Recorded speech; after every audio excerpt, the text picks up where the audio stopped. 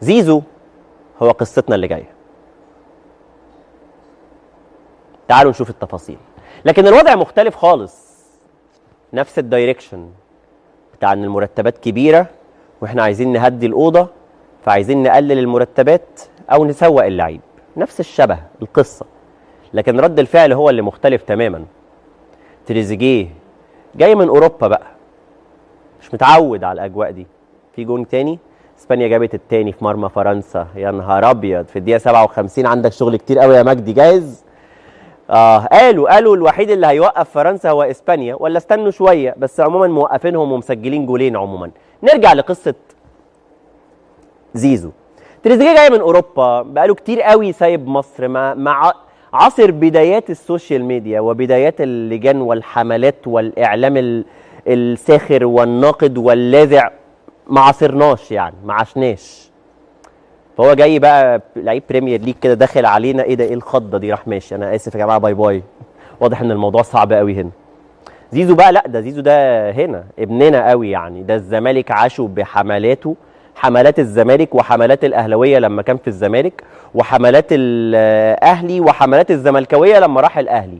انا صريح، انا عارف، بس ده اللي حاصل، ده وضع زيزو يعني، فموقفه مختلف خالص. تعالوا نستعرض موقف زيزو من الالف الى الياء، لان الاهلي برضو عايز يخفض مرتبه. يسعى مسؤولو النادي الاهلي الى اعاده هيكله سقف الرواتب داخل الفريق خلال الفتره الحاليه في اطار الحفاظ على التوازن داخل غرفه الملابس. زيزو ياتي ضمن اللاعبين الذين تعمل اداره الاهلي على تسويقهم خلال فتره الانتقالات الصيفيه الجاريه. الهدف من رحيل زيزو يتمثل في تخفيض فاتوره الرواتب وافساح المجال لاعاده ترتيب هيكل الاجور داخل الفريق. اللي جاي برضو مهم قوي. وفقا للمعلومات الوارده من داخل الاهلي، فان المفاوضات مع الانديه الخارجيه تواجه عقبه رئيسيه، ده الكلام من جوه الاهلي، تتمثل في المطالب الماليه المرتفعه للاعب ووكيله اللي هو والده.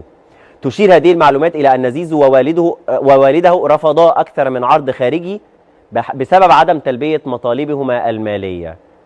ورغم عدم عقد جلسات بين الاهلي وممثلي زيزو، فان النادي الاحمر يرى ان استمرار اللاعب امر محتمل، لانه ما يقدرش يجبر اللاعب على الرحيل. ولكن ايه موقف زيزو؟